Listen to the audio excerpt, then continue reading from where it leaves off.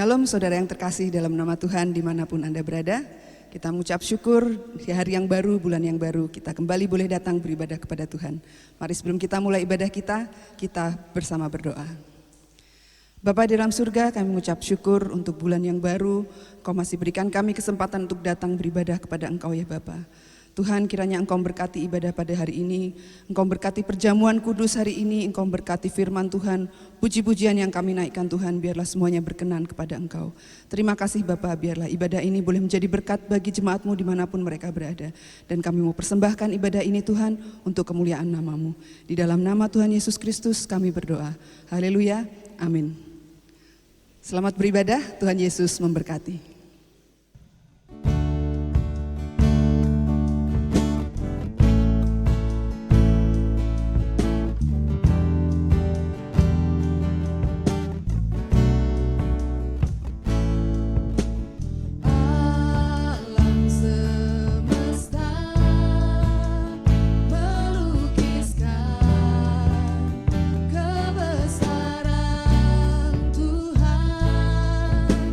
Ku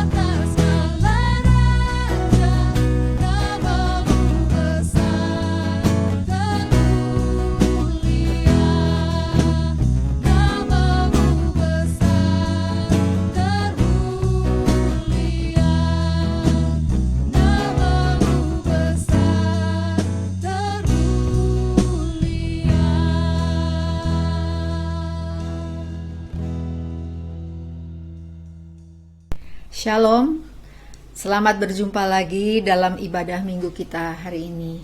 Bapak, Ibu, Saudara semua pasti dalam perlindungan Tuhan kita, karena saya percaya bahwa Gembala Agung kita dapat memelihara kita dengan sempurna dalam segala keadaan. Kita pasti akan baik-baik saja. Minggu ini renungan kita adalah dengan tema, saya akan beri tema bahagia di saat sulit. Saat ini di seluruh dunia kita tahu bahwa pandemi COVID-19 melanda, dan krisis ini melanda orang percaya maupun orang tidak percaya. Semua mengalami krisis kesehatan, ada resesi ekonomi, bisnis yang bangkrut, banyak orang kehilangan pekerjaan, banyak keluarga yang kehilangan orang-orang yang dikasihi karena kena COVID-19. Perubahan besar banyak terjadi di masyarakat yang menimbulkan stres karena banyak aktivitas yang harus dilakukan secara daring dan semua harus menyesuaikan diri dengan tatanan yang baru. Dalam kesesakan yang dirasakan oleh banyak orang, hari ini mari kita melihat firman Tuhan yang diambil dari Yakobus 1 ayat 2-8. Saya akan bacakan. Saudara-saudaraku, anggaplah sebagai suatu kebahagiaan apabila kamu jatuh ke dalam berbagai-bagai pencobaan. Sebab kamu tahu bahwa ujian terhadap imanmu itu menghasilkan ketekunan. Dan biarkanlah ketekunan itu memperoleh buah yang matang, supaya kamu menjadi sempurna dan utuh dan tak kekurangan suatu apapun. Tetapi apabila di antara kamu ada yang kekurangan hikmat, hendaklah ia memintakannya kepada Allah, yang memberikan kepada semua orang dengan murah hati dan dengan tidak membangkit-bangkit. Maka hal itu akan diberikan kepadanya. Hendaklah ia memintanya dalam iman, dan sama sekali jangan bimbang, sebab orang yang bimbang sama dengan gelombang laut yang diombang-ambingkan kian kemari oleh angin. Orang yang demikian janganlah mengira bahwa ia akan menerima sesuatu dari Tuhan, sebab orang yang mendua hati tidak akan tenang dalam hidupnya. Mari kita berdoa bersama-sama sebelum kita masuk dalam renungan. Bapa yang di surga, terpujilah Engkau, karena Engkau yang telah memelihara kami sampai pada saat ini. Terima kasih Tuhan, bahwa Engkau selalu memperhatikan anak-anak-Mu, umat kesayangan-Mu. Kami mau bersyukur karena hari ini kami dapat beribadah kepadamu. Di dalam segala keadaan kami, Engkau menolong kami, memberi kami kekuatan untuk tetap berpengharapan, maju di dalam Tuhan. Kami bersama-sama mau merenungkan firman-Mu. Kiranya Roh Kudus menolong kami untuk dapat memahami. Pakailah hamba-Mu untuk menyampaikan kebenaran-Mu. Hanya kebenaran-Mu saja yang boleh disampaikan. Dan biarlah semuanya firman-Mu ini akan berbicara ke dalam hati setiap pendengar. Terima kasih Bapa, kami serahkan waktu ini ke dalam tangan-Mu, di dalam nama Tuhan Yesus. Amin. Surat Yakobus ditulis sekitar tahun 45 sampai 49 Masehi. Penulisnya adalah Yakobus, saudara Tuhan Yesus. Surat ini ditujukan kepada orang-orang Kristen Yahudi di perantauan, yaitu orang-orang Kristen yang mula-mula menjadi Kristen tapi tersebar oleh karena aniaya setelah Stefanus dibunuh. Situasi mereka ada dalam kecemasan karena aniaya yang luar biasa dan bisa mendatangi tiba-tiba. Mirip keadaan kita saat ini, bukan? Tercekam karena belum ada kepastian kapan berakhirnya COVID-19 ini. Tujuan surat untuk membangun semangat jemaat yang sedang teraniaya dan menderita berbagai pencobaan. Mari kita belajar dari bagian ini, yaitu pertanyaannya, bagaimana kita bisa tetap bahagia di saat sulit? Pertama, anggaplah sebagai suatu kebahagiaan ketika kita berada dalam kesulitan. Ayat 2 katakan, saudara-saudaraku, anggaplah sebagai suatu kebahagiaan apabila kamu jatuh ke dalam berbagai-bagai pencobaan. Pertanyaannya, bagaimana bisa ya? Jawabnya, caranya ialah kita mengerti kehendak Tuhan supaya bisa. Yakobus 1 ayat 3 katakan, sebab kamu tahu bahwa ujian terhadap imanmu itu menghasilkan ketekunan. Jadi dengan memahami maksud Tuhan, maksud penderitaan adalah ujian iman yang akan menghasilkan ketekunan untuk bisa naik ke level yang lebih tinggi. Mata kita tertuju kepada Tuhan, pada firman-Nya, pasti kita akan mengerti bahwa apapun yang kita alami, selalu ada maksud Tuhan yang baik untuk kita. Roma 8 ayat 28 katakan, Allah turut bekerja dalam segala sesuatu, termasuk situasi pandemi ini. Saya senang dalam lagu, ada sebuah lagu Waymaker, dikatakan di bagian refnya, even though I don't see that you're working, even though I don't feel that you're working, you never stop working. Jadi Tuhan bekerja itu entah kita merasa, entah kita tahu, itu yang jelas Tuhan tetap bekerja. Daud yakin bahwa dia disertai Tuhan sehingga dia dapat berkata dalam Mazmur 23, sekalipun aku berjalan dalam lembah kekelaman, aku tidak takut bahaya. Gadamu dan tongkatmu itu yang menghibur aku. Jadi sekalipun melewati lembah kekelaman untuk masing-masing kita itu berbeda. Tetapi selama kita menjalaninya bersama Tuhan, semuanya pasti akan baik-baik saja. Jadi pertama, kita harus menganggap bagaimana kita bisa menganggap sebagai suatu kebahagiaan. Yang kedua, jalani dengan tekun. Ayat 4 katakan, dan biarkanlah ketekunan itu memperoleh buah yang matang, supaya kamu menjadi sempurna dan utuh dan tak kekurangan suatu apapun. Jadi kita perlu ikhlas menjalani proses Tuhan sampai selesai. Kita harus percaya bahwa Tuhan itu baik. Kita harus percaya bahwa ending dari semuanya ini akan baik. Tapi sering kita mendengar orang berkata, apanya yang baik? Kalau situasi seperti ini, pekerjaan hilang, gaji dipotong, semua tidak pasti, bagaimana? Bagaimana kita bisa percaya baik? Kalau tidak paham, yang ketiga, kita perlu berdoa, minta hikmat supaya bisa bahagia di tengah keadaan apapun. Yakobus 1 ayat 5 katakan, tetapi apabila di antara kamu ada yang kekurangan hikmat, hendaklah ia memintakannya kepada Allah yang memberikan kepada semua orang dengan murah hati dan dengan tidak membangkit-bangkit. Maka hal itu akan diberikan kepadanya. Hikmat itu apa saja ya? Hikmat yang pertama itu hikmat untuk mengatasi masalah dan melihat jalan keluar dari Tuhan. Tuhan berjanji dalam 1 Korintus 10 ayat 13 bahwa pencobaan-pencobaan yang kamu alami ialah pencobaan-pencobaan biasa yang tidak melebihi kekuatan manusia. Sebab Allah setia dan karena itu ia tidak akan membiarkan kamu dicobai melampaui kekuatanmu. Pada waktu kamu dicobai, ia akan memberikan kepadamu jalan keluar. Sekali lagi, ia akan memberikan kepadamu jalan keluar sehingga kamu dapat menanggungnya. Kita memerlukan hikmat dari Tuhan untuk bisa melihat jalan keluar yang disediakan Tuhan. Hikmat yang kedua adalah untuk bisa berbahagia karena Tuhan. Seperti Mazmur 9 ayat 2 katakan, aku mau bersukacita dan bersukaria karena Engkau. Bermazmur bagi namamu, ya Maha Tinggi.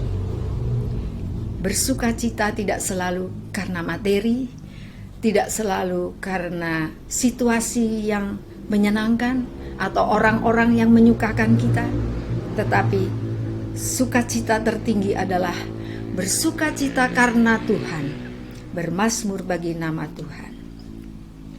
Lalu bagaimana cara memperoleh hikmat untuk berbahagia? Selain berdoa, tadi dikatakan minta dengan iman, takut akan Tuhan adalah rahasia.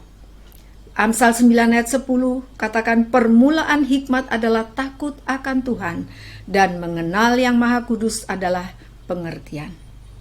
Takut akan Tuhan artinya tidak berani melanggar perintahnya karena sangat menghormati Tuhan. Itulah takut akan Tuhan. Takut akan Tuhan adalah suatu perasaan yang sadar selalu bahwa Tuhan ada, Tuhan beserta, dan Tuhan melihat semuanya. Keselamatan itu gratis, anugerah. Oleh anugerah kita diselamatkan. Tapi takut akan Tuhan itu bayar harga. Ya, karena takut akan Tuhan, karena ingin mau hidup takut akan Tuhan. Saat iman kita dihina atau dicemooh atau disalahpahami, kita harus bersikap baik. Takut akan Tuhan. Kita tidak langsung marah dan akan membalas dengan sesuatu tindakan yang jahat misalnya, karena kita takut akan Tuhan. Takut akan Tuhan membuat kita berani untuk tampil beda di tengah dunia, di tengah sekularitas, menjadi orang jujur di tengah teman-teman kerja yang suka korupsi, berani berkata jujur di tengah orang-orang yang menganggap kebohongan itu hal yang biasa. Bohong untuk baik is okay katanya. Tetapi bagi orang yang takut akan Tuhan, berbohong itu melanggar firman Tuhan. Jadi kita sekarang tahu bahwa untuk kita bisa bahagia, itu pertama menganggap bahwa penderitaan ini adalah suatu kebahagiaan karena kita tahu Tuhan sedang bekerja. Tuhan sedang memproses kita untuk sesuatu yang lebih baik. Yang kedua, kita percaya bahwa semua akan baik-baik saja karena ada Tuhan. Yang ketiga, kita berdoa minta hikmat dan hidup dalam takut akan Tuhan dalam ketaatan, supaya kita bisa menerima hikmat untuk melihat jalan keluar bagi masalah yang sedang kita alami, supaya kita bisa menerima hikmat untuk tetap bahagia di dalam segala keadaan, berbahagia karena Tuhan. Kita perlu waspada di dalam keadaan stres. Kadang kita sembrono dengan kata-kata kita. Lebih baik kita pergunakan mulut kita untuk memperkatakan hal yang baik. Bahwa misalnya kita katakan, walaupun penghasilanku sekarang tidak sebanyak yang kemarin, tapi aku tidak kekurangan karena Tuhan memelihara aku. Karena Tuhan gembalaku yang baik, aku tidak akan kekurangan. Katakan semua yang baik dari Tuhan, maka kita akan merasakan bahwa sungguh kita bisa berbahagia. Bahwa bahagia tidak hanya tergantung materi, tidak hanya tergantung pada situasi, tidak tergantung pada orang-orang di sekitar kita apakah menyenangkan atau tidak, tetapi kita berbahagia karena Tuhan. Tuhan memberkati. Mari kita berdoa bersama. Bapa di surga, terima kasih untuk firman-Mu. Kami bersyukur bahwa apa yang tidak mungkin bagi kebanyakan orang, itu sangat mungkin kalau kami bersama dengan Engkau.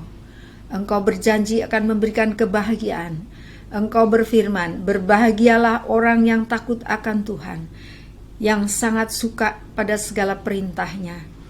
Anak cucunya perkasa di bumi. Kebahagiaan bukan hanya kepada kami, tapi bahkan sampai ke anak cucu, sampai pada keturunan pun. Engkau menjanjikan kebahagiaan. Terima kasih Tuhan, memiliki Engkau, kami memiliki kebahagiaan. Engkaulah sumber sukacita kami.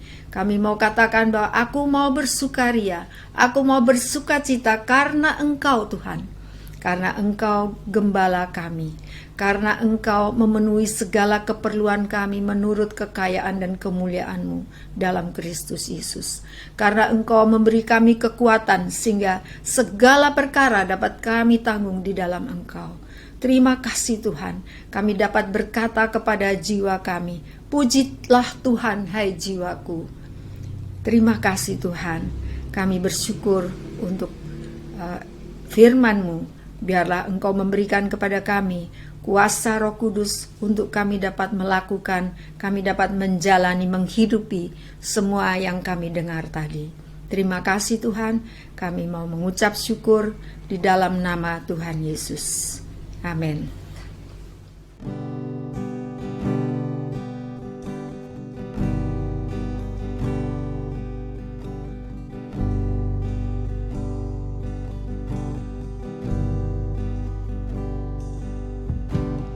Dalamnya kasih-Mu Bapa, terlebih dari segalanya.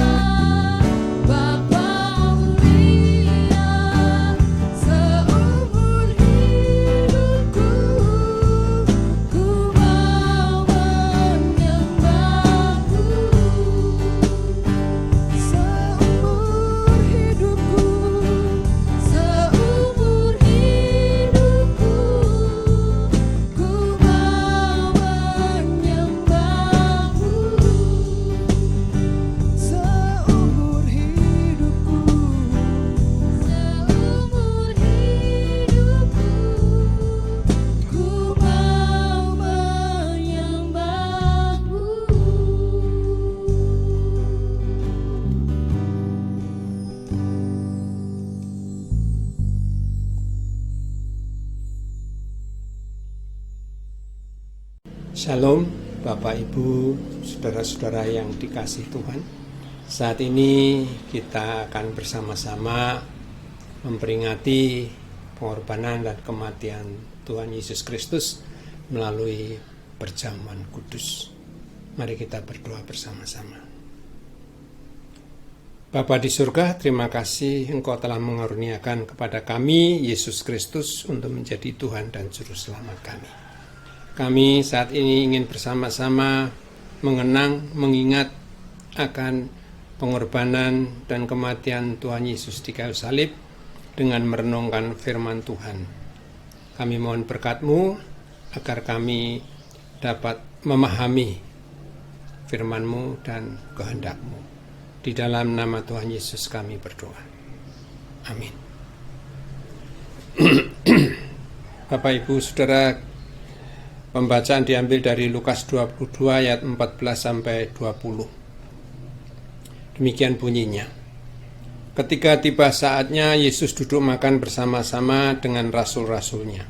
Katanya kepada mereka, "Aku sangat rindu makan Paskah ini bersama-sama dengan kamu sebelum aku menderita. Sebab aku berkata kepadamu, aku tidak akan memakannya lagi sampai ia beroleh kegenapannya dalam kerajaan Allah." Kemudian ia mengambil sebuah cawan, mengucap syukur, lalu berkata, "Ambillah ini dan bagikanlah di antara kamu. Sebab aku berkata kepada kamu, mulai dari sekarang ini, aku tidak akan minum lagi hasil pokok anggur sampai kerajaan Allah telah datang." Lalu ia mengambil roti, mengucap syukur, memecah-mecahkannya dan memberikannya kepada mereka, katanya, "Inilah tubuhku yang diserahkan bagi kamu, perbuatlah ini menjadi peringatan akan aku." Demikian juga dibuatnya dengan cawan. Sesudah makan ia berkata, "Cawan ini adalah perjanjian baru oleh darahku yang ditumpahkan bagi kamu." Demikianlah pembacaan firman Tuhan. Saudara, mari kita ambil roti dan berdoa. Roti ini adalah lambang tubuh Tuhan Kristus, Yesus Kristus yang telah dipecahkan bagi kita semua. Ambillah, makanlah sambil mengucap syukur kepada Tuhan.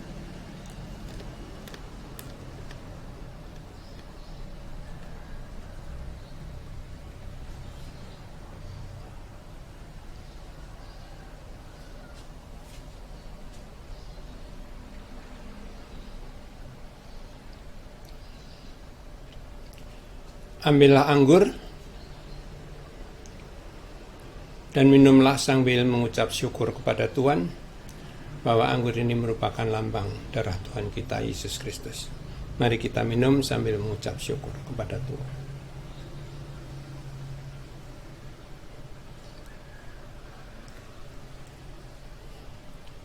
Mari kita berdoa bersama-sama. Bapa di surga, di dalam nama Tuhan Yesus kami kembali datang kepadamu untuk mengucap syukur karena kami semua sudah bersama-sama mengingat dan memperingati pengorbanan dan kematian Tuhan Yesus Kristus, di mana putra Bapa yang menderita dan mati di kayu salib untuk menebus dosa-dosa kami, supaya kami menjadi kudus dan tak bercacat di hadapan Bapa di surga. Kami mengucap syukur dan terima kasih kepada Bapa dan kepada Tuhan Yesus Kristus yang telah rela menderita untuk kami semua. Terima kasih Bapa. Kami mengucap syukur dan berdoa di dalam nama Tuhan Yesus. Amin.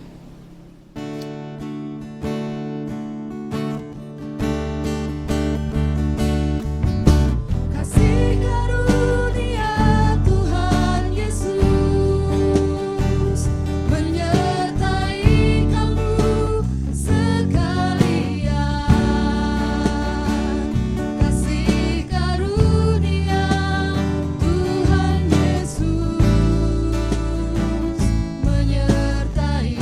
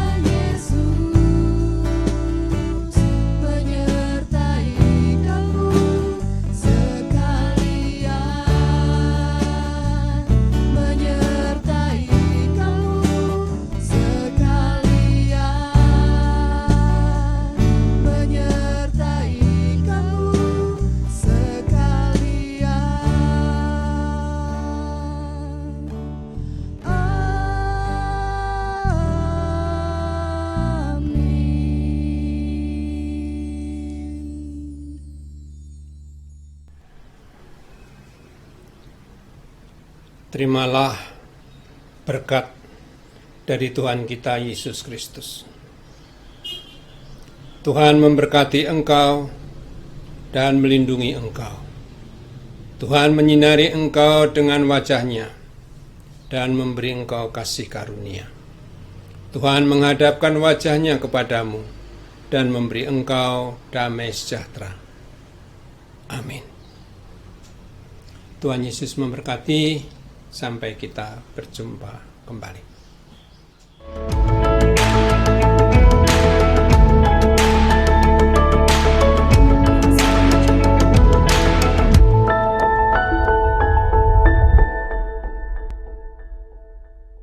Shalom, saat ini saya akan menginformasikan mengenai kegiatan gereja sepanjang minggu ini.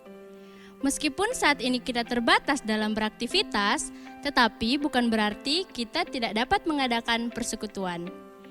Kita perlu untuk membangun iman kita dengan terus mengikuti persekutuan online. Jadi, jika saudara belum tergabung dalam kelompok persekutuan, silakan menghubungi nomor sekretariat gereja di bawah ini. Untuk persembahan perpuluhan dan persembahan kasih dapat langsung ditransfer di nomor rekening di bawah ini. Atau dapat melalui OVO, Dana, atau GoPay di nomor akun di bawah ini. Jangan lupa jaga kesehatan dan ikuti protokol COVID-19. Jaga jarak, pakai masker, cuci tangan, dan jangan sering keluar jika tidak ada keperluan. Oh iya, jangan lupa untuk like, komen, share, dan subscribe channel kita. Terima kasih, Tuhan Yesus memberkati. Bye.